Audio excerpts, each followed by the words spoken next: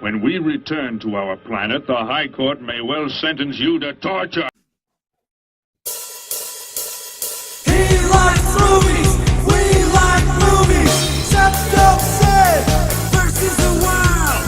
SeptumSin versus the world. SeptumSin versus the world. SeptumSin versus the world. I'd buy that for $1. Greetings! You're watching SeptumSin vs. the World. I'm SeptumSin. I'm here with Kotobuki Jake. Hey. And we're going to show you what we got. Show me what you got. I want to see what you got. Oh boy. Alright, well, this week I did have one shout out. I got it digitally, so it doesn't really count.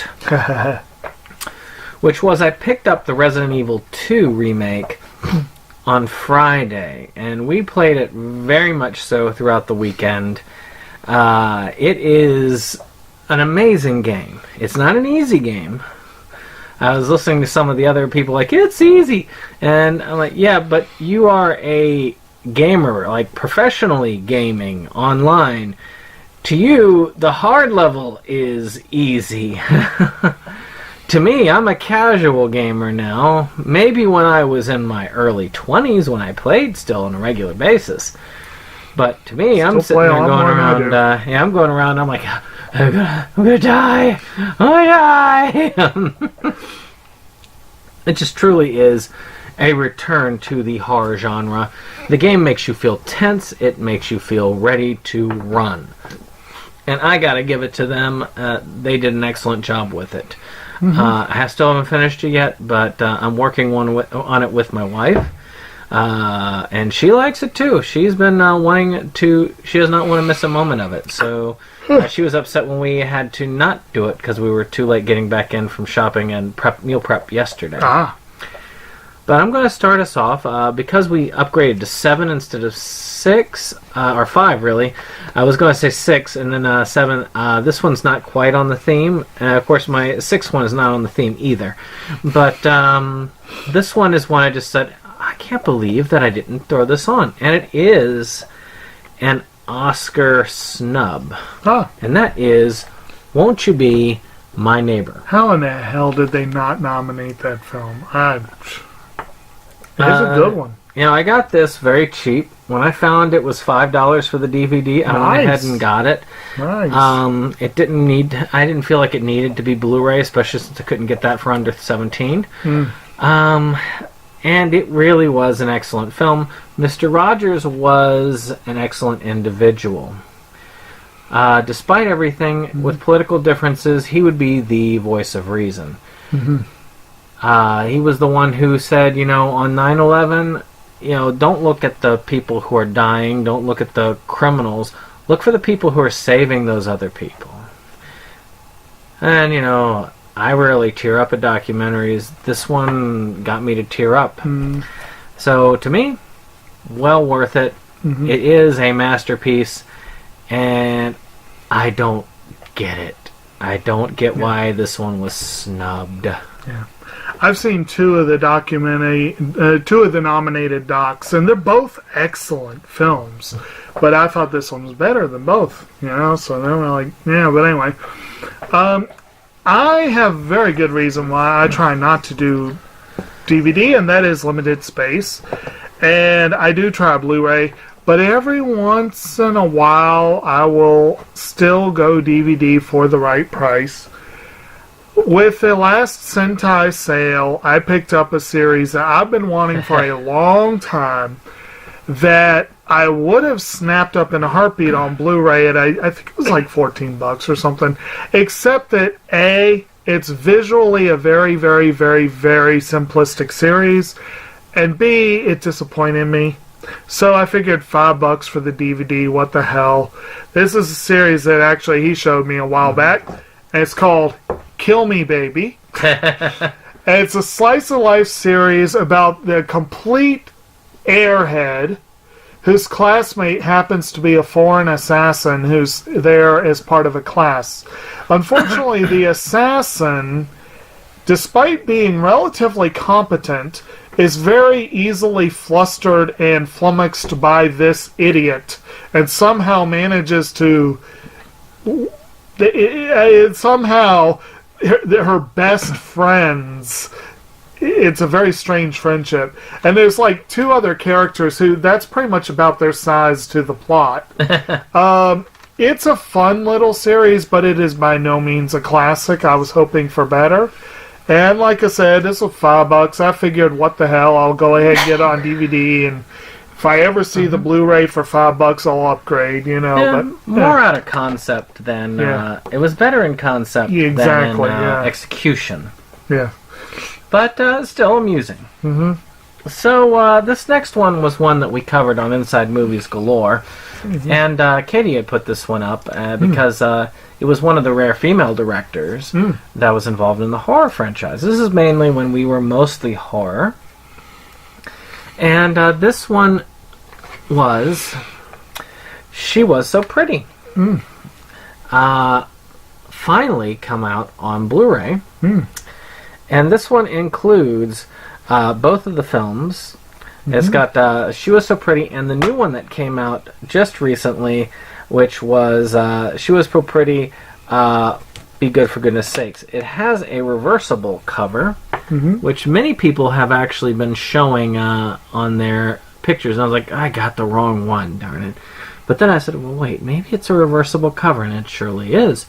And of course, it is signed. I did put money into the production of the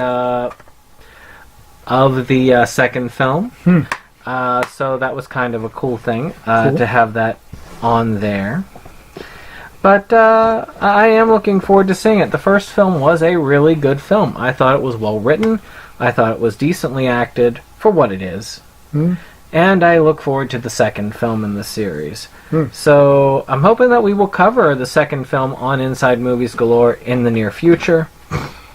She is local to that area, so she could probably get a copy to Dave, and Dave could probably get the copy to the rest of us. Would that be one I would like? I think you would be okay with it. It's not overly gory, but I don't think it's one that you'd be like, oh my, this is really good and arts. No, it's a slasher film. Yeah. But it's not one that I think you would be going, oh my gosh, is it too gory? No, I don't think you'd be there. But I haven't seen the second film, so I couldn't tell you on that. Right. But I will be watching it, and I'm probably going to be doing reviews. I've got American Anarchy is going to be, I think or Anarchist, or it's on my list to do next once I get through these Oscar things.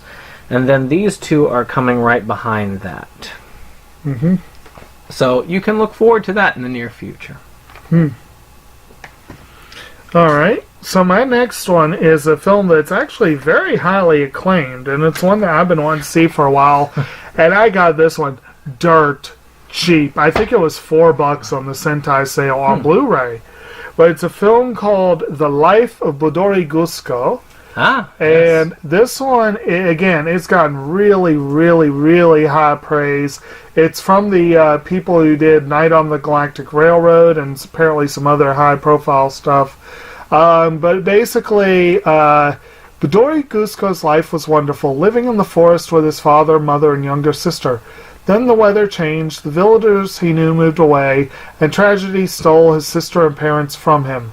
Forced to wander until he found another place to live, he again settled into a peaceful existence until the weather changed, and it was all taken from him once again, etc., etc. It sounds really cheerful, doesn't it? But from what I've heard, this is supposed to be a really, really good movie. I've heard A&N has raved about it from what I remember, and again, they had it so cheap I could not pass it up, so I'm looking forward to that. Yeah. Oh, good bit here. Yeah. You're getting some good anime in there. Yeah, it's not all anime, though. Yeah. This next one has a similar theme. It's Oscar-nominated films from this year that I have not seen, that I've still got turned down in order to watch. Matter of fact, all of the ones I have not seen, I haven't presented here yet. Oh. So, we're going to start with Solo. I've got the Steelbook, but I'm collecting Nice. all of the Star Wars movies by Steelbook, so that I will eventually have a complete Star Wars Steelbook collection. I even have the Clone Wars movie in Steelbook, believe it or not. And again, I wasn't certain how many of these they were going to make, so I wanted to make sure. Of course, there are plenty out there. But it didn't Yeah, I go don't as think well. people snap that one up as much It's as... I figured. Well, the reason why I figured that they might have anticipated a low demand and decided to do a small release. I mean, look at Logan. Gosh, Logan, they underestimated the demand. Well, yeah. But Logan had a much better reaction. But this is supposed to be the backstory of Solo. You've seen it. Yeah. It's a space heist movie, from what I recall. And I've heard it's very decent. It's a fun movie. It's well done. It does not deserve the flack it's gotten. It's just a basically unnecessary movie. But I plan on watching it on this TV because it's got a 4K. I mean, this looks like a movie that should watch in 4K. Mm-hmm. But it is on my list to go ahead and check out. Now, a film that I really wanted to check out, and it very much disappointed the crap out of me, but I still felt compelled to add it to my collection. I believe I got it at Best Buy on Black Friday for $4, which I am often willing to go $4 for something that was decent. Even though it did very bad things to the books it was based on, it's still a visually stunning film.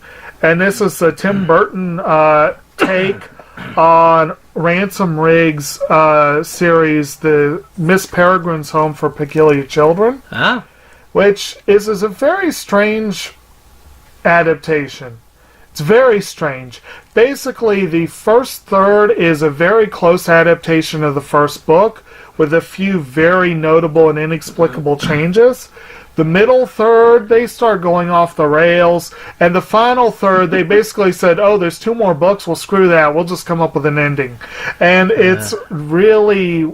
And they just put out a 4th book. After they wrapped up the story, there's a 4th book. So I'm going to read that soon. I enjoyed the books. They do an interesting job. They get those really weird old photographs, those like really inexplicable photographs, and they basically kind of wrote a story around them. And it's not high art, but it's a good, entertaining read. The movie went in a direction that bothered me. It had to do with eyes, let's put it that way.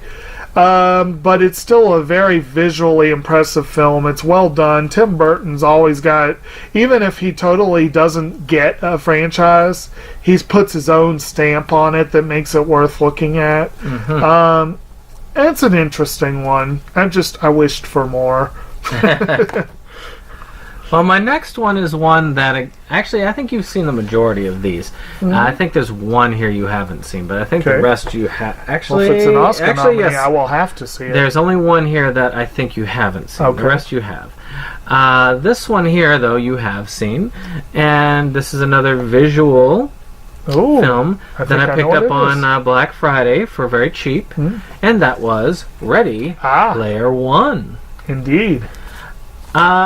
Again, it's one of those that they try to target nerd culture with, so I was kind of... I was very reluctant to see it. I've heard things about the book. It's a great book. And I don't know. It's just... There's something about it that almost gives me an exploitative Gives me an exploitative feeling to it. But again, I am curious, and since it has been nominated, I will be watching it sooner than later. It's not nearly as exploitive as something like, say, Big Bang Theory. Ernest Cline, you can tell from the way he wrote the book, Ernest Cline is a nerd. You can tell that he loves this stuff. And he co-wrote the film.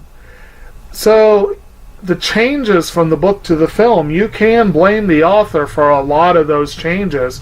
Spielberg takes credit for some of them. He wanted to downplay his involvement. Which in the book, the character has a Grail diary. Yeah, that's just one example of a major change. I like them both. I like the book better. I would have loved to seen a faithful adaptation of the book, but the film is visually stunning. That one and Solo are both I am visual surprised effects. it got made, though. They're both visually stunning films. And the score is wonderful, too. Next up, I have a film that a series that I believe you presented a couple months back. This is one that I've been wanting, but it's a fairly recent series, so I can't say I've been wanting it for a while, but been wanting since it came out. And that's the series Momokuri. And that one was pretty darn cheap. I think it's like $12 or so. It was not expensive. And I do want to see this. It was a very entertaining series. 26 episodes? It was I read the premise. It was one of those rare occasions where I read the premise and I was like, okay, I've got to see this. Right. You said this is basically about a stalker, right? Yes. But it's supposed to be like a sweet... She's a stalker that ends up actually being able to go out with the object of her affections. Right. And it makes it very awkward for her and kind of for him because she's not quite sure what to do with her tendencies. Right. So like all the pictures and the following him behind, it's like, oh wait, I don't have to. Well, it's like what the Joker says in Dark Knight. It's like, you're like a dog following. It's like you wouldn't know what to do when you caught it. So it was entertaining. I love the concept. Yes. It's there was another one that I watched that was interesting about gosh, I can't think of the whatever it was. My girlfriend is a she-bitch, I think it is. my girlfriend's a show bitch. Yeah. It's interesting. That was an odd one about an odd girl that just starts hooking up with this guy. But this one's a little bit more family friendly than the other one was. A family friendly stalker series. Nice. Now this next one I actually believe you haven't seen. Ooh. And that is Christopher Robin. I have not seen that. I need to. You've seen Goodbye Christopher Robin. Yes. Which to me, I've already presented this, but my plan is to watch these back to back. Good plan. So they are not leaving here because Kim wants to see them, supposedly, and so I'm going to try and do that. It's just my Solo's not leaving here because I want to watch it on the 4K. That one's also visual effects, isn't it? Yeah, they're all visual effects. You got all the visual. Again, I want to see it. A Solo I want to see on the 4K. Matter of fact, a lot of these for visual effects I want to see on the 4K. If I bring them to work to watch them while I'm sitting there, and you lose the effect. And I'm like, and I also have to watch them piecemeal because I'm watching them like 5 and 10 minutes at a time while I'm doing paperwork and spell checking and stuff like that. And this is something you don't want to do that with. Speaking of things you probably don't want to bring to work, my next series is one that I've been wanting for a while. It was a very, very, very, very, very, very popular series to the point where for a while there you could not escape mention of it. And to the point where when Sentai did their big premium edition set, it sold out so fast. It's not even funny. I never had a chance of getting the premium. But I held off on the regular edition because this has held its price. I guess because the popularity of the series. I still ended up paying $18 for it. And I'm like, I didn't want to pay that much. But I kind of wanted this series just to know what the fuss is about. And that's this series here. Monster Musume, Everyday Life with Monster Girls. Oh, yeah, the Blu-ray definitely held its price. Yeah, it was very expensive. I got it on the cheap DVD. One of the things that helped change my mind and get it is it actually has bonus features. It has music videos. That's entertaining and lots of boobies. Yeah, so I hear. Lots of OVAs on there too. But yeah, the basic gist of it is it's a world where you have monsters living in regular society, and I guess there's sort of like a government program. It's very weird. Yeah, weird. Very weird. Yeah, the guy ends up with a Lamia moving in with him, which of course is a snake woman. Let's see. And then you get the harpy, the slime girl, the centaur, there's an arachnid, right? And what's the other one? I don't know. But it looks odd. I want to know what the big deal is with this one, but it is a colorful series and very pleasing anime style. I think you'd like Spider Girl. But yeah. So, but again, I want to know what show was so popular that Sentai ran out of the premium right away. It's one that I'm almost ashamed to like. Well, supposedly it's nowhere near as trashy as this kind of show usually is, which is why, yeah. I mean, Oni-Eye was where it got to the worst part to me. Okay. But next one is, again, these are ones you've seen. Mm-hmm.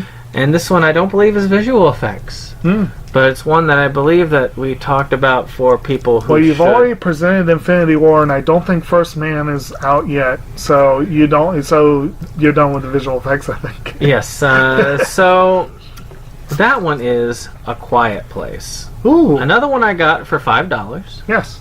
And I had to get it when I got it at that price because I heard so many good things about the movie. I need to get that for $5. That's a good price. I've heard it's a good horror. I wanted to see it when it was out in theaters. Could never make it out. Mm-hmm. Again, it's one that I know my wife wants to watch with me. Mm-hmm. And I've heard some wonderful things. I even have heard that there's been a snub for actress as far as that's concerned. A lot of people, myself included, think Emily Blunt could have gotten an actress nod. And she did get, I think she did get, somebody in that got the SAG award, though. Well, the cast in general, it's a very tiny cast. You've basically got 7 people in the entire film. And you've basically got 4 people with anything more than a tiny piece of... director John Krasinski plays the father figure of this family. Emily Blunt, his real-life wife, plays his wife. Millicent Simmons and Noah Jupe play their children. And Noah Jupe is pretty darn skilled for a kid his age. Simmons, actually, they cast a girl who's hearing impaired to play the girl. Yeah. And then, of course, Krasinski and Blunt both did a great job. Krasinski, as director, did a great job. The film got a sound editing nod, which when you see the film, this film freaking deserved and probably should win that award. But the fact that it got a nod is a straight-up horror film. Yeah. It's pretty impressive. I was surprised that it got a nod at all, so I'm glad I had it.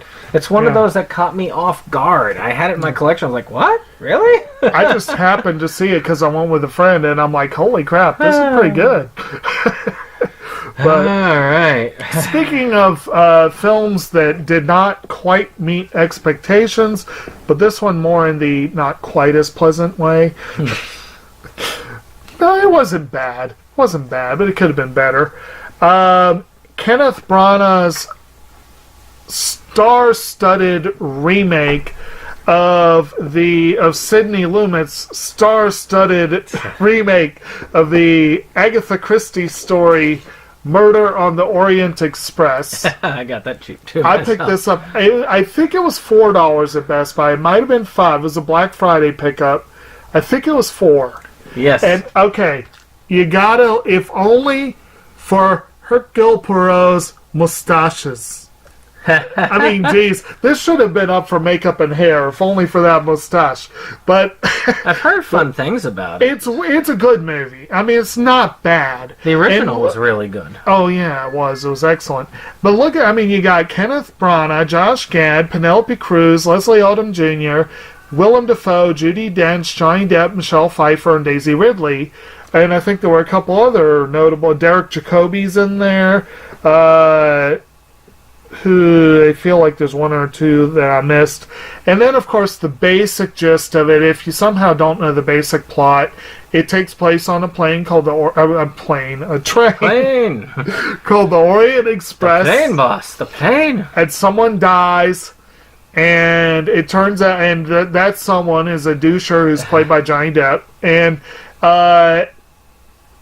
everyone on the train theoretically had a reason for him to go. So it's very interesting. It's one of the great whodunits. And Branagh puts a little more action into it than there really needed to be. Yeah. And, Depp unfortunately, he used to be awesome, and he's going downhill fast. But I think that's in part to his alcohol use. Yeah, it could be. And very poor choices in roles. Very poor choices. As the Razzie said, Johnny Depp and his fast-fading film career. Yes.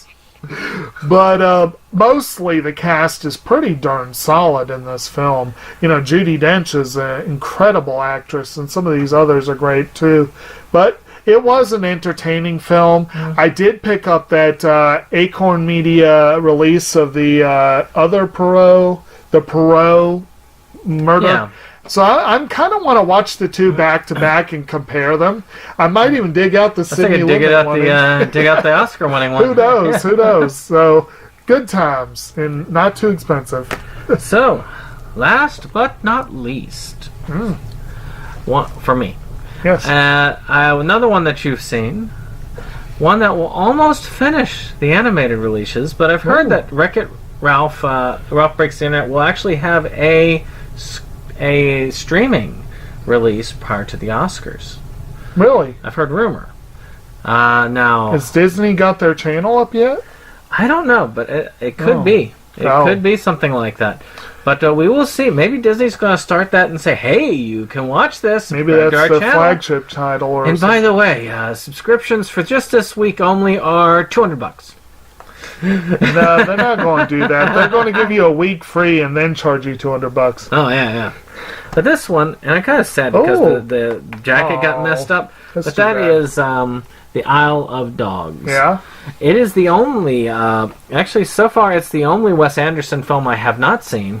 I have had this in my collection for a long time. I had it not long after it came out on video. I wanted to see this right away, and then I never found the time for it. I'm going to make the time for it. Yes, you should. It's in my little pile. It's going to come with me, and it will be seen. All right. So, oh yes, it will be seen. Though probably my next watch is probably going to be that last Persona film because I've seen the other three. But still. And Isle of Dogs is notable as, I believe, the only animated feature this year nominated outside of the animated feature category. Bastards. But it's up for original score for a very original score. Very interesting score. This is Wes Anderson, so you expect original score. Well, yeah. He is one of the perennial favorites in my mind for use of music in film. Yeah. And that one not as much as some of his previous ones, but you know. Soon to be released on Criterion. Yes, probably. Also soon to be released on Criterion. No, probably not.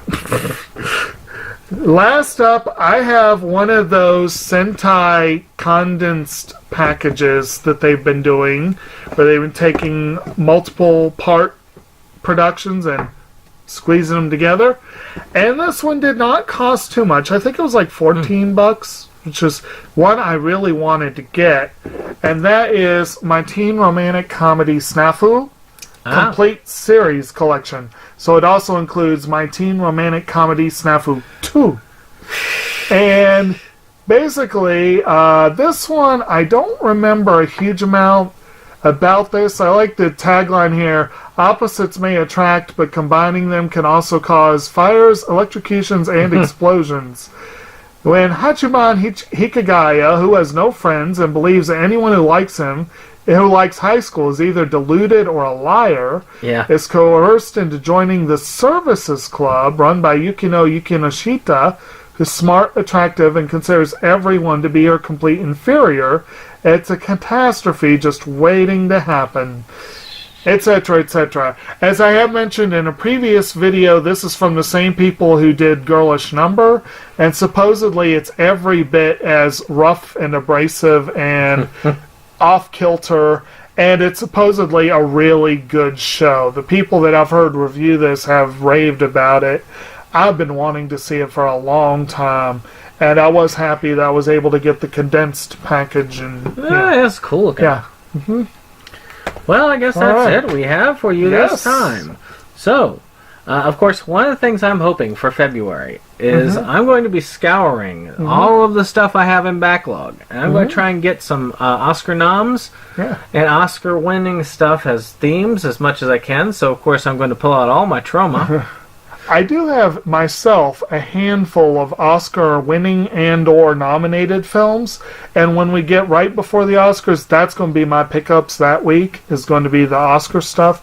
I don't have as many as he does because of I'm not pulling. Mine is from built up for a long time. Yeah, yeah. I'm not pulling from a lot. It's still stuff that's built up just for the and last I 6 still, months. as you can probably tell from this, I still have a crap ton of anime to get through, and but there's.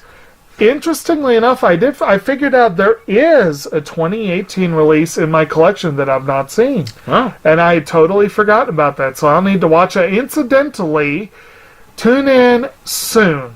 I'm not going to put a firm time on this. I hope to do the editing Wednesday, which I guess is usually when this comes out, isn't it? Yeah. Okay, so tonight... I hope to do the editing for this. I did something kind of strange where I looked at, okay, I have seen enough films, 46, to where I can officially have a top 45 for 2018. So I put a video together. So all but one of the films that you saw. Pretty much. And I thought it would be interesting to see what a list like that would look like at the start of Oscar season, with someone that has not been able to see most of the Oscar-nominated films, but has seen some of them. And then to make it even more fun, I came up with my nominations based on what I've seen. So it's kind of a long video, but it'll be fun. I think it'll be fun. And the one that did not make that cut that I had forgotten was in my collection was Sicario, Day of the Soldado. I'll be watching that this week. I'll be watching First Reformed this week. Maybe within a couple weeks I will have another 10 to add to the list. You know, that's how it goes. This one actually exploded. I ended up going from 39 to 46 in about 5 days. And that's how it happens during Oscar season. Oh, yeah. I mean, even me, I can't watch things as quickly. Yeah. But I have gotten quite a few more watched than I had before. And I mean, if you watch our Academy vlogcast, which we did last week, you will also pick up on the ones that we have watched, and I've watched a few more than that.